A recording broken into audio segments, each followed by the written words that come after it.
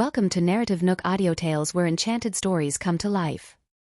If you enjoy our stories, please subscribe, like and share to support our channel. Enjoy listening. Patricia let out a sigh, her thoughts drifting back to Ella's intense gaze. It was so powerful that it left her speechless, her mind a blank canvas.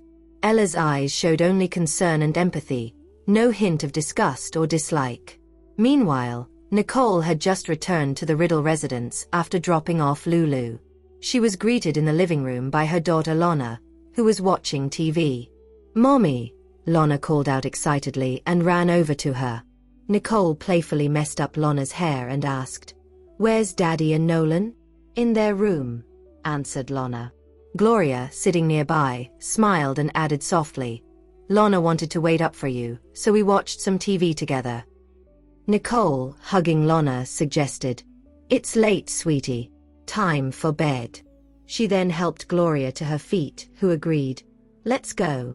Upstairs, Gloria headed to her own room while Nicole carried Lonna to Nolan's room. Inside, they found Jared and Nolan deeply focused on the computer. "Mommy," Nolan looked up as Nicole walked in. "You're finally back." Nicole approached Jared and Nolan, patting Nolan's head. "Stuck on a tough problem?" "It's okay, but we need you now." Nolan implied they were at a standstill without her. Nicole set Lonna down, exchanged a glance with Jared, and took charge. "I've got this."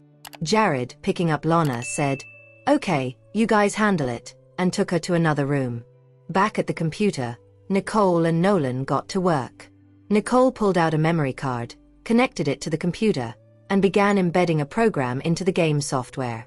"All set," announced Nicole, ready to dive into the game with full focus.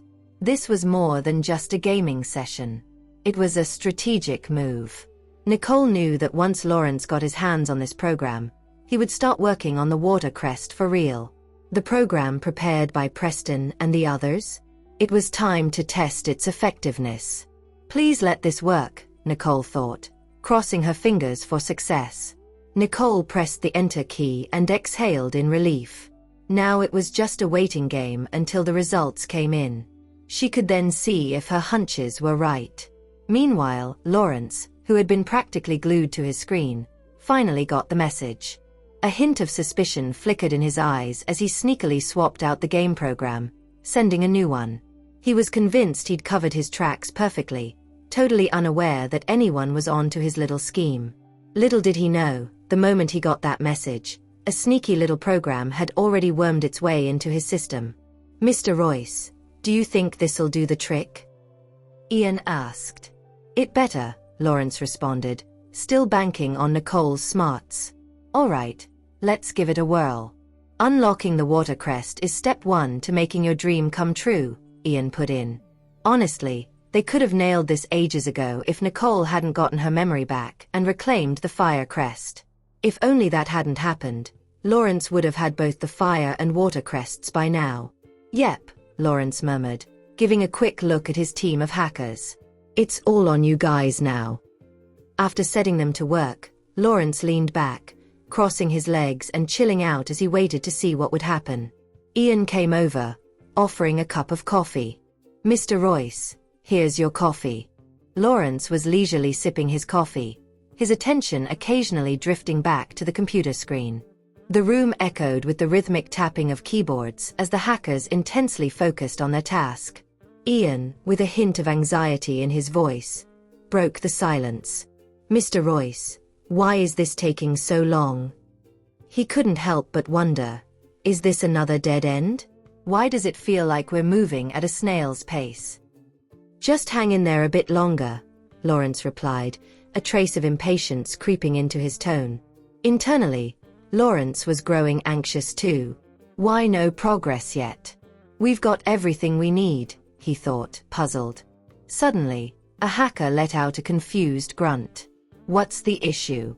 Lawrence asked sharply, his gaze sweeping across the room. One hacker, looking totally bewildered, said, "It's like the program has been hacked, yet it hasn't."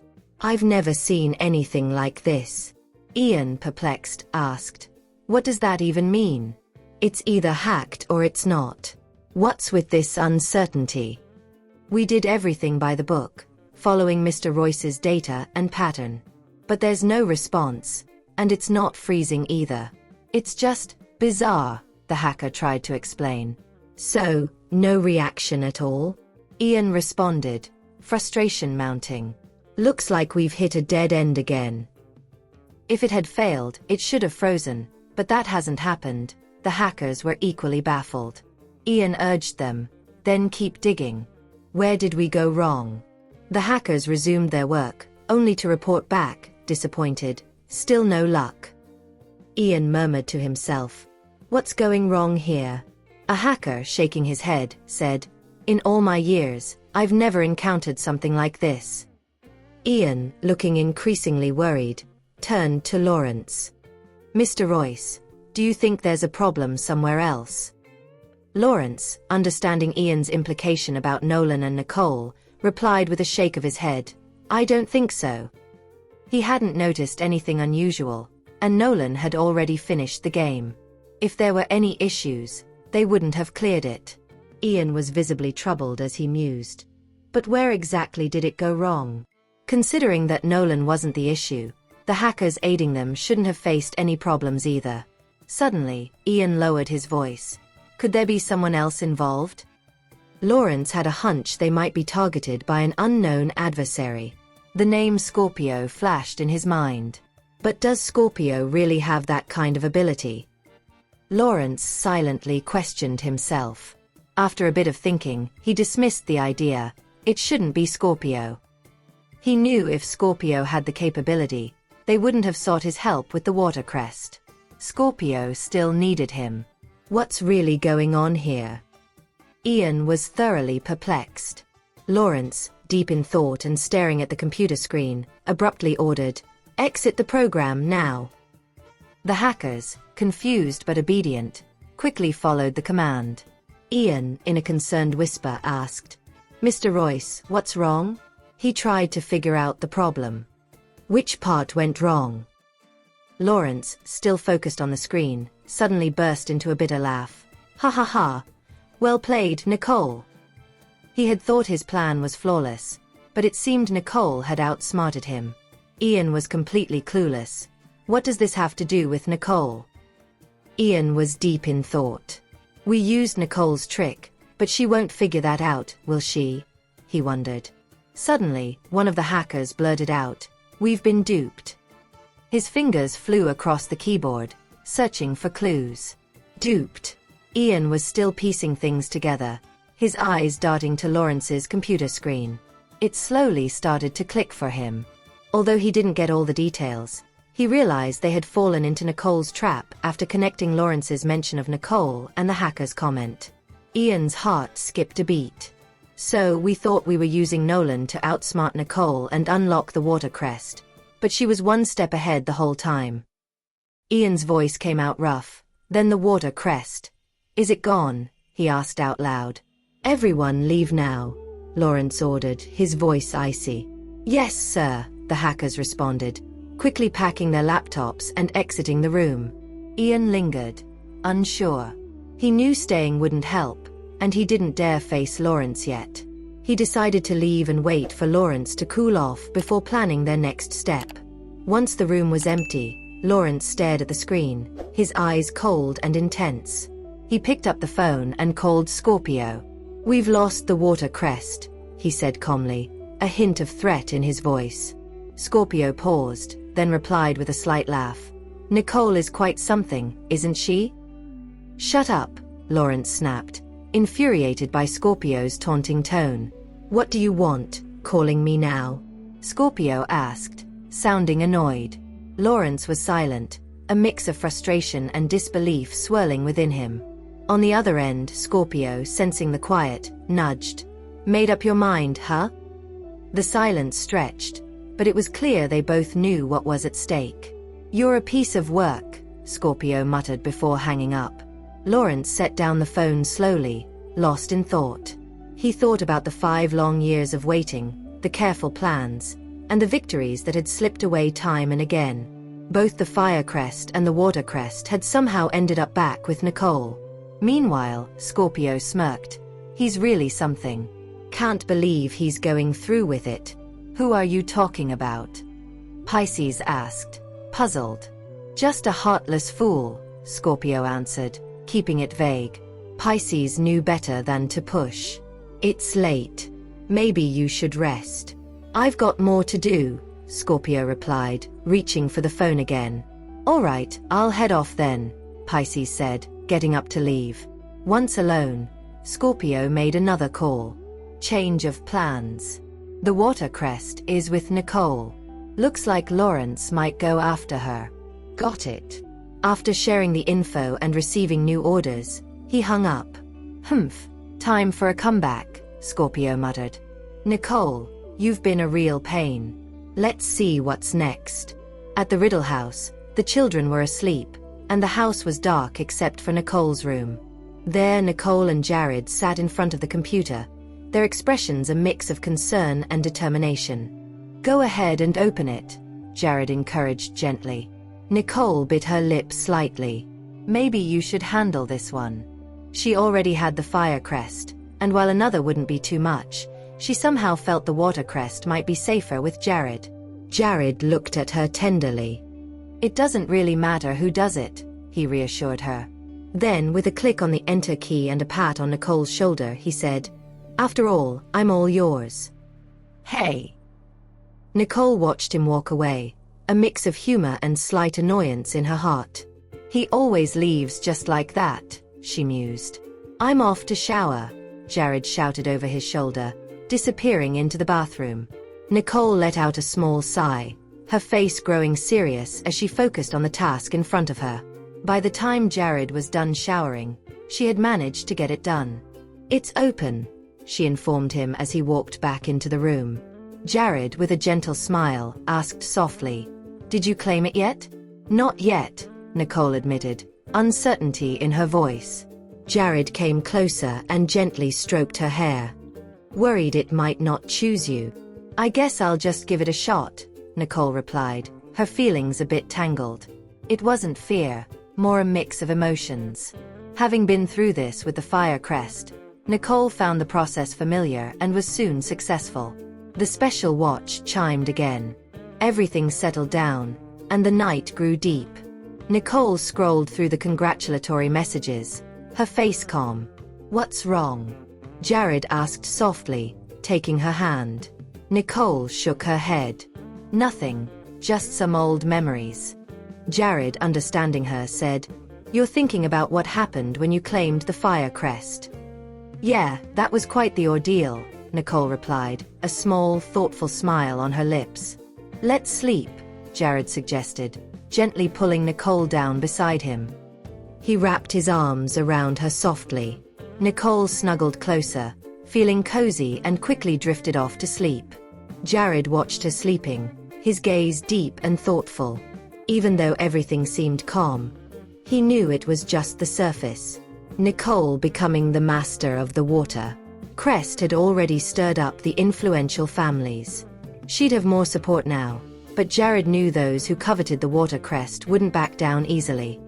He softly kissed her forehead, his eyes dark with resolve. He'll protect her, no matter what. She won't be hurt, he silently vowed. The next day was bright and sunny. After waking up, everyone headed to the dining room for breakfast. Sir, your father's on the phone, the butler announced. So early? Daniel looked puzzled but answered, Dad, Nicole is the master of the water crest now? Benjamin's voice came through, direct and to the point. Daniel, caught off guard, stammered, The water crest? He glanced at Nicole, his mind racing. What's going on? What's this about another crest? He heard the words but couldn't make sense of them. Nicole quietly shook her head, impressed by Benjamin's speed in catching up with the latest news. I'll handle this, she said, getting up to grab the phone. Yes, Grandpa, it's really happening. Benjamin, obviously taken aback, asked, How did you pull that off? He had been quite surprised when he first heard about it. How on earth did she also get her hands on the water crest? He thought. Was there any buzz about the water crest showing up? It was pure luck, Nicole replied, keeping it vague. Initially, it was all an accident. But now, with it in her grasp, there was no going back. You've got to be more cautious now, Benjamin warned. I get it, Grandpa, Nicole assured him, understanding his concern. She was well aware that the water crest was a coveted item, and now that it was hers, she had to think about the fallout. After ending the call, Nicole turned to her father, Daniel, who looked bewildered. Dad, let's have our breakfast, she suggested. Okay, Daniel agreed, still a bit distracted. Back at the dining table, Nicole found everyone's eyes on her. It was a fluke, but it's sorted now. No need to worry, she reassured them. Daniel, still in disbelief, cleared his throat and questioned, just like that, it's settled? Yes, really, Nicole insisted, nodding earnestly to convince him. But Nicole, Gloria started, before Stanley cut in. Mom, Dad, it's okay. Nicole's got the fire crest. Getting the water crest too is no biggie. Gloria looked concerned. Getting the fire crest was a whole saga. Could this really go off without a hitch? Sensing Gloria's worry, Stanley added, don't stress. Things are different from before. After all, owning the fire crest had already boosted Nicole's reputation among the influential families. Adding the water crest would just strengthen her position even more. Don't worry, Mom and Dad, Nicole assured Daniel and Gloria. Daniel nodded. All right, just be careful. Gloria gave Daniel a look, then chose not to ask anything more. Deep down, they both knew they couldn't be of much help, so it was best to trust Nicole's judgment.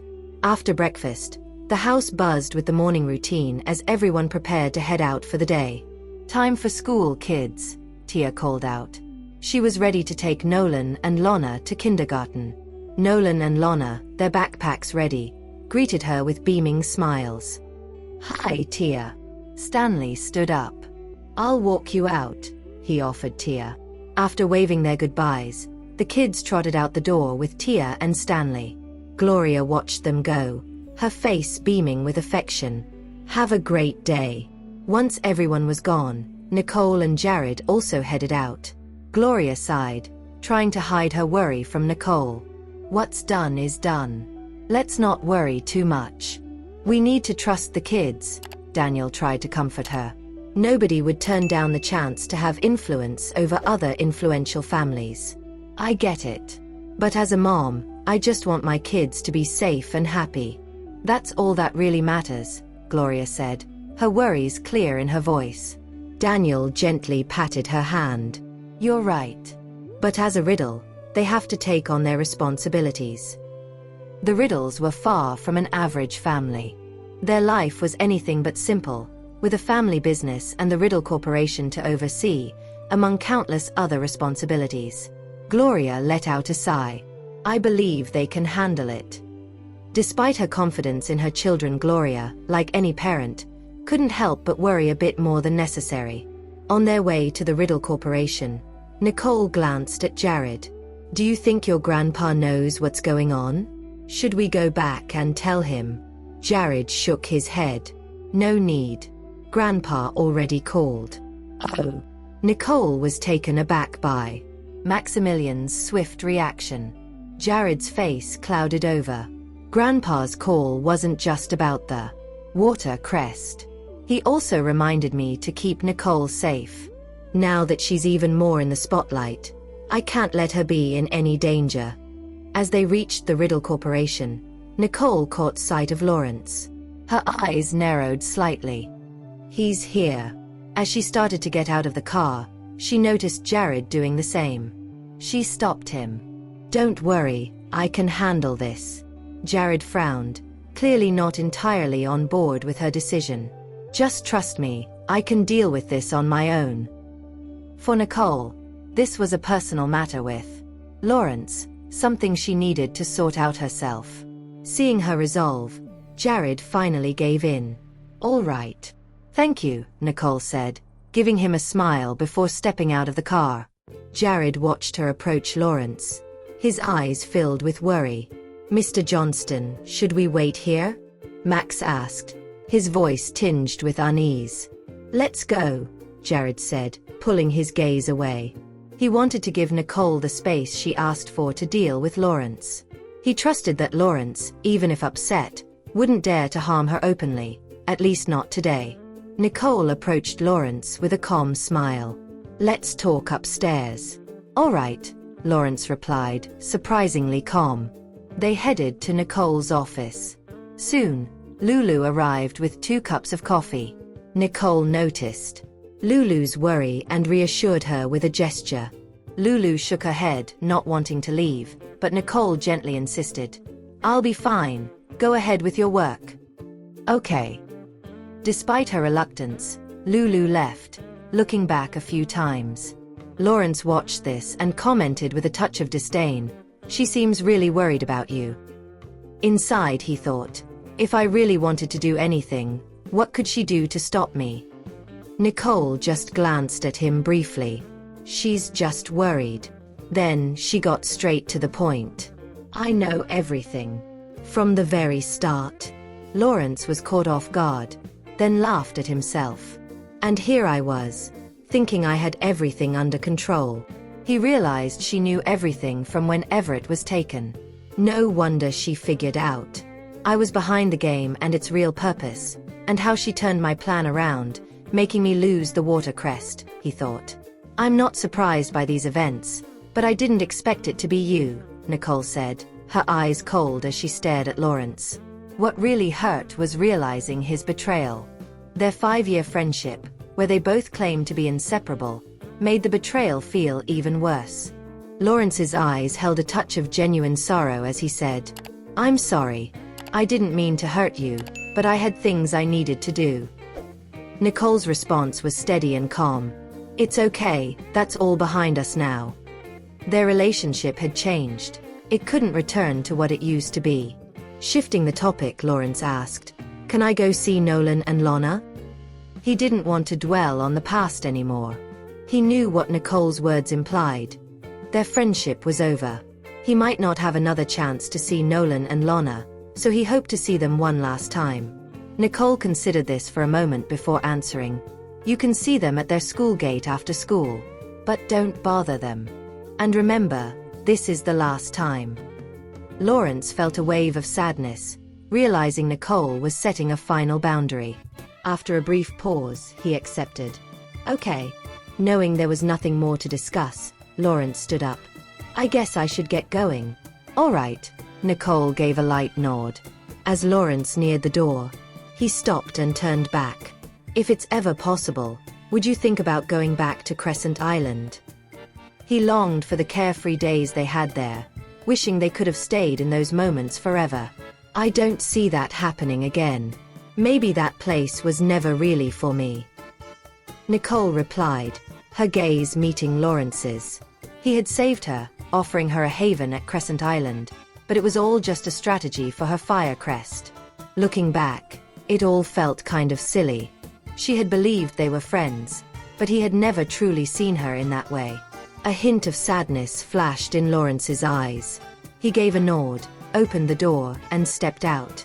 No sooner had Lawrence left than Lulu rushed in, her face etched with worry. Nicole, are you okay? I'm fine, Nicole responded, shaking her head dismissively. He was just testing her, and that was all. Lulu settled next to Nicole, her curiosity apparent. What did he say? He didn't look mad, but there was something off about him. Nicole knew Lawrence was here about the water crest. Is he blaming Nicole? Lulu wondered. He was just digging up old memories and testing my reaction, Nicole said nonchalantly with a shrug. Really? Just that? Lulu seemed surprised. Yeah, Nicole nodded. That's all that was left between her and Lawrence now. But Lawrence didn't look like he wanted to let go of their friendship. Is that why he's here, to see where I stand? Nicole pondered. Nicole's eyes narrowed, a hint of suspicion flickering through them. Is he up to something new? Lulu let out a sigh. This must be hard for you. How did you two even meet? Nicole's expression shifted slightly, remembering how Lawrence had once saved her. Forget about it. Just be careful around him, Lulu advised, her concern evident. Sure. Nicole nodded, thinking to herself. He came, he left, and even though he didn't say much, it felt like everything was said. The sun dipped below the horizon, marking the day's end. After work, Jared arrived to pick up Nicole. Let's get the kids, Nicole suggested as she hopped into the car. I've already spoken to Tia. Jared glanced at Nicole. Is Lawrence going too? Catching Jared's knowing look, Nicole confirmed. I told him he can watch from a distance. He won't bother the kids, and it's just for today. Jared held Nicole's hand firmly, looking ahead, and instructed, drive. Right away, Mr. Johnston, Max replied, igniting the engine. Upon reaching the kindergarten, Nicole greeted Nolan and Lana with a wave as they emerged. Mommy. Nolan and Lana rushed to Nicole, embracing her with joy. Nicole smiled warmly, caressing their heads. Time to head home, she whispered. As they drove away from the kindergarten, Nicole caught a glimpse of Lawrence in the rearview mirror, her gaze sharpening as their paths diverged. Meanwhile, Lawrence's face fell as he watched them leave. Mr. Royce, are we going to let them go just like that? Ian inquired softly. Lawrence said to Ian, drive. Their car veered off in another direction. Lawrence, reclining in his seat, looked even more stern. He made a call to Scorpio. It's time to start the operation, Lawrence declared, his voice low and firm. Pleasure doing business with you, Scorpio responded, his tone laced with sarcasm. Lawrence ended the call shortly after. Nicole, don't blame me for this. You had your chance and you didn't take it. Now, I'll write our ending differently, Lawrence mused, resolute in his long-held plans. Back at the Riddle residence, Nicole, Jared, Nolan, and Lana were greeted by Gloria. You're back. I was wondering if you'd take Nolan and Lana out for some fun, Gloria remarked cheerily as they walked in. I just had some free time today, so I decided to pick them up, Nicole said, relaxing on the couch with Nolan and Lana. Jared came in, nodding at Daniel and Gloria. Hey, Daniel, Gloria, he said. He then turned to the kids. Why don't you guys take your school bags upstairs? Okay, Nolan and Lana said together, scampering upstairs. Once the kids were gone, Nicole faced Daniel and Gloria. Mom, Dad, our driver had some family stuff to deal with, so I gave him time off. I've got a new driver lined up for you. Gloria seemed confused. Really? The butler didn't say anything. Nicole gave a small smile. I sorted it out quickly, so he didn't have a chance to mention it. It's no big deal. All right, understood, Gloria replied. Nicole's smile grew a bit, feeling somewhat relieved. The new driver's actually a bodyguard. Can't be too careful, she thought. She couldn't guess what Lawrence would do next, but his unnerving calmness today, almost like a farewell, put her on alert. I've got to keep everyone here safe, Nicole thought to herself. While they were chatting, the butler entered. Sir, ma'am, dinner's ready. Nicole looked up. Where's Stanley? Nicole glanced around, missing Stanley's presence. Isn't Stanley coming back for dinner? She wondered aloud. He's in the backyard and said he won't be joining us, replied the butler.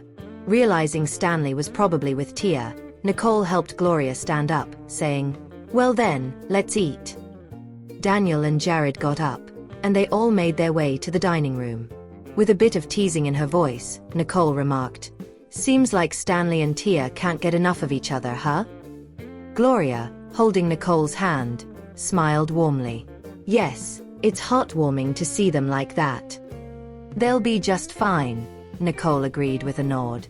Then Gloria, giving Nicole a knowing look, said, I know you're swamped with work, but don't forget about your own life too. Nicole blushed a little at the hint. We know. We're pretty much ready, just waiting for the right moment. In truth, Nicole and Jared had everything set for their wedding, but the timing wasn't right yet, so they'd put it off. Gloria advised, I understand, Just handle it in your way. She didn't know all the details of their busy lives, but understood they had a lot to juggle. And she knew planning a wedding like Nicole and Jared's, with all its arrangements and guests, wasn't a small feat. "Let's eat, Mom," Nicole said as they sat down for dinner. Gloria smiled and agreed. "Okay." After dinner, everyone headed upstairs. Nicole and Jared quietly stepped into Nolan's room. Nolan was engrossed in something on his computer. Nicole peeked over and realized he was working hard, so she decided it was best not to interrupt him. Nicole knew, even though Nolan never mentioned it, he was fully aware of Lawrence's actions. The betrayal by Lawrence, who had always been good to Nolan, must have cut deep. He's struggling with this change, she thought, knowing it wasn't easy for a kid like him.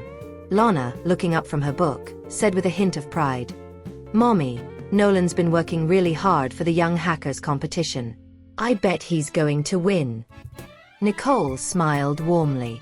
"We're all rooting for him," she replied. She looked at Nolan again, her heart swelling with pride.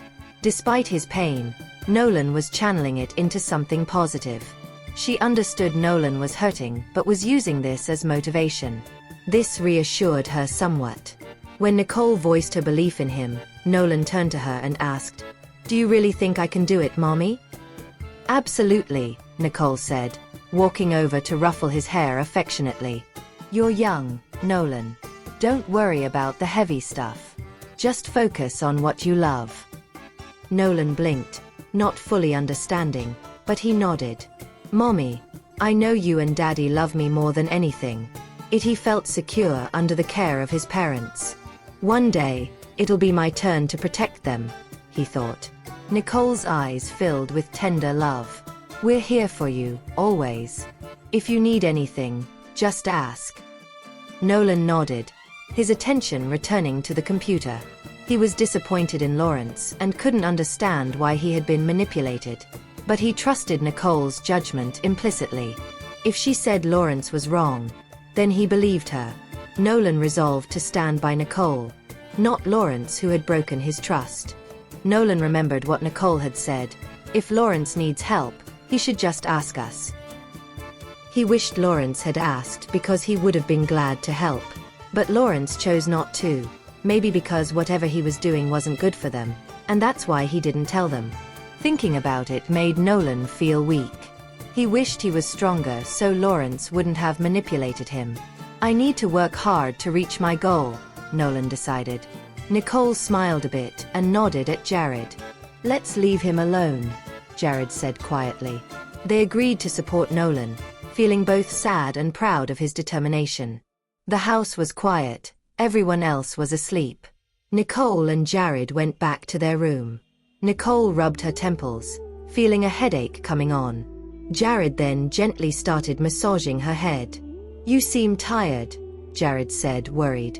"I'm okay, just had a busy day," Nicole replied, shaking her head slightly. After a bit, Nicole patted his hand. "I feel better now." Stopping the massage, Jared suggested softly, "If you're tired, we should rest." "Yeah," Nicole agreed quietly, following Jared to bed. "Don't worry too much.